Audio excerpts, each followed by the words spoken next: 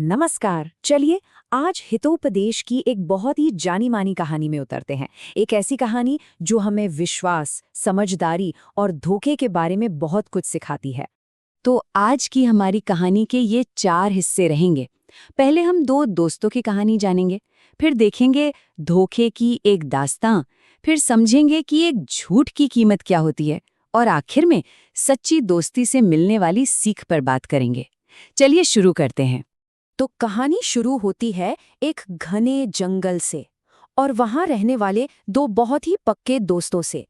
तो एक बहुत ही शांत और खूबसूरत जंगल था जहां रहते थे हमारे 2 दोस्त। एक था सुबुद्धि नाम का कौवा, जैसा नाम वैसा काम, मतलब अच्छी बुद्धि वाला, बहुत समझदार। और दूसरा था चित्रांग नाम का एक हिरन, बड़ा ही सीधा साधा, मतलब रंग बिरंगे अंगों वाला। और इन दोनों की दोस्ती कमाल की थी। एक तरफ समझदारी तो दूसरी तरफ मासूमियत, एकदम परफेक्ट बैलेंस था। लेकिन इस दोस्ती की असली परीक्षा तो तब शुरू होती है जब कहानी में एक नया किरदार आता है, जिसके इरादे बिल्कुल भी नेक नहीं थे, बल्कि बहुत ही खतरनाक और छिपे हुए थे। और इस सियार का नाम भी देखिए, क्षुद्र बुद्धि, मतलब छोटी बुद्धि या घटिया सोच वाला। उसका नाम ही उसके धोखेबाज कैरेक्टर के बारे में सब कुछ बता देता है ना? मतलब चालाकी और स्वार्थ से भरा हुआ, जो सुबुद्धि और चित्रांक की दोस्ती से एकदम उल्टा था। और हमारा बुद्धिमान कौवा सुबुद्धि, वो खतरे को दूर से ही भांप लेता है। वो फौरन अपने दोस्त हिरण को समझाता है, उसे ये बहुत जरूरी सलाह देता है। अच्छा, अब आगे देखते हैं कि कैसे कौवा अपने भोले भाले दोस्त को इस मीठी मीठी बातों वाले धोखे से बचाने के लिए एक कहानी के अंदर एक और कहानी का सहारा लेता है। अब हिरण को लगता है कि कौवा यूं ही शक कर रहा है, तो जब वो सवाल करता है, कौवा उसे समझाने के लिए एक और कहानी सुनाना शुरू करता है। एक ऐसी कहानी जो बिल्कुल इसी सवाल का जवाब देती है। तो ये कहानी है एक बूढ़े और बेसहारा गिद्ध की। वो देख नहीं सकता था, तो बाकी पक्षी उस पे दया करके उसे खाना दे देते थे। सब ठीक चल रहा था। और फिर वहां आती है एक चालाक बिल्ली, जिसके इरादे बिल्कुल ठीक नहीं थे। ये जो लाइन है ना, ये उस बिल्ली की चालाक सोच को दिखाती है। मतलब वो खतरे से भागने की बजाय उसे अपनी ताकत बनाने की सोच रही थी। कितनी शातिर थी वो। और यहाँ देखिए, बिल्ली कितनी चालाकी से बात करती है। वो बड़ी बड़ी बराबरी की बातें करती है, ऐसी चिकनी चुपड़ी दलीलें देती है कि बेचारा गिद्ध उसके जाल में फंस जाता है और उसका भरोसा जीत लेती है।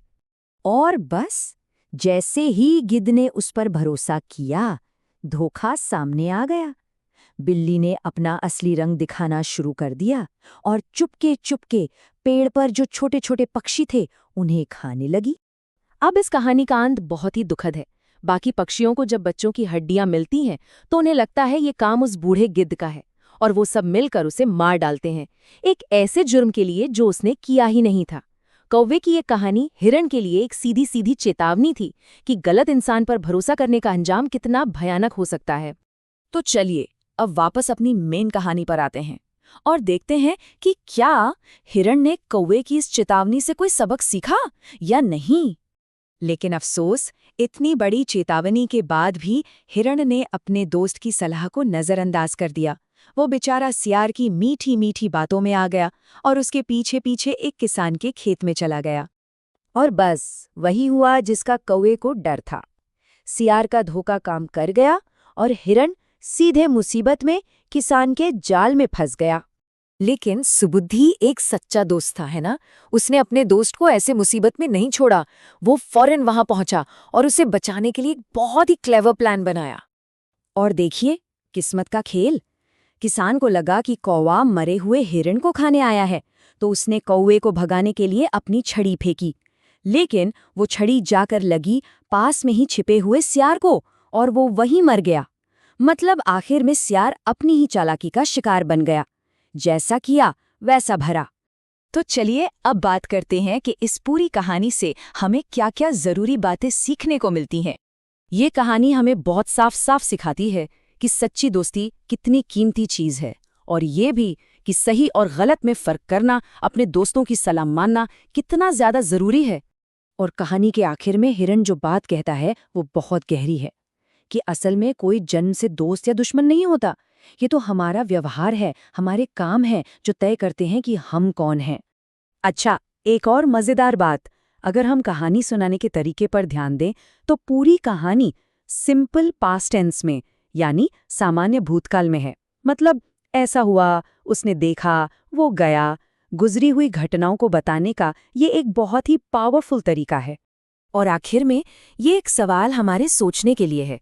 ये कहानी सदियों पुरानी है, हितोपदेश से ली गई है, पर इसमें दोस्ती, भरोसे और धोखे को लेकर जो बातें कही गई हैं, क्या वो आज की दुनिया में भी उतनी ही सच नहीं है? ये सोचने वाली बात है।